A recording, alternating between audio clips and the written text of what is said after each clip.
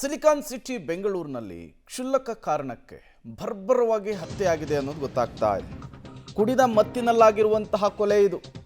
ಕುಡಿದ ಮತ್ತಿನಲ್ಲಿ ಜೊತೆಗಿದ್ದವನನ್ನೇ ಕೊಲೆ ಮಾಡಲಾಗಿದೆ. ಮಾರಥಳ್ಳಿಯ ಸರ್ವಿಸ್ ರಸ್ತೆಯಲ್ಲಿ ನಡೆದಂತಹ ಘಟನೆ. ಸುಮಾರು 10 ಗಂಟೆಯ ಸುಮಾರಿಗೆ ರಾತ್ರಿ ಈ ಘಟನೆ ನಡೆದಿದೆ. ರಾಯಚೂರು ಮೂಲದ ಮಹದೇವನ್ ಕೊಲೆಯಾದಂತಹ ವ್ಯಕ್ತಿ ಹರಿತವಾದಂತಹ ಆಯುಧದಿಂದ ಇರಿದು ಅತ್ಯಂತ ಭೀಕರವಾಗಿ ಹತ್ಯೆಗೈಯಲಾಗಿದೆ. ತಾಂಜಾವೂರು ಮೂಲದ ರಾಜುವಿನಿಂದ ಕೊಲೆಯಾಗಿರುವಂಥದ್ದು.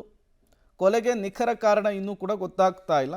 ಬಟ್ ಕ್ಷುಲ್ಲಕ ಕಾರಣಕ್ಕೆ ಇಬ್ಬರ ನಡುವೆ ಜಗಳ ಶುರುವಾಗುತ್ತೆ. ಆ ಜಗಳ ವಿಕೋಪಕ್ಕೆ ತಿರುಗಿ ಈ ಹತ್ಯೆ ಆಗಿದೆ ಅನ್ನೋದು ಗೊತ್ತಾಗ್ತಾ ಇದೆ. ಒಂದು ಕಡೆ ಈ ಮರ್ಡರ್ ನಡೆದಂತಹ ಸ್ಥಳಕ್ಕೆ ಪೊಲೀಸರು ಕೂಡ ಆಗಮಿಸಿದ್ದಾರೆ.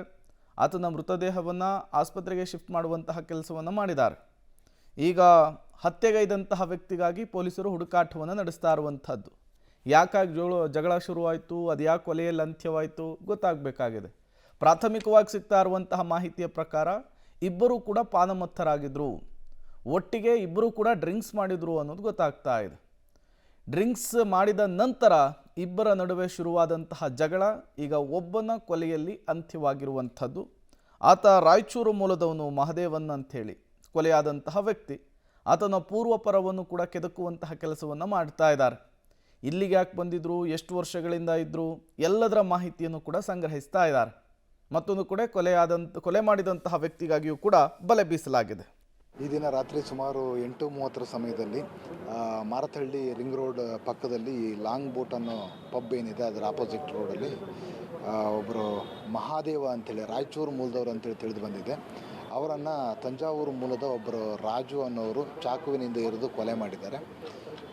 ಈಗ ಪ್ರಕರಣವನ್ನು ದಾಖಲಿಸ್ಕೊಂಡಿದ್ದೀವಿ ಮತ್ತು ರಾಜು ಅವರನ್ನು ಸೆಕ್ಯೂರ್ ಮಾಡ್ಕೊಂಡಿದ್ದೀವಿ.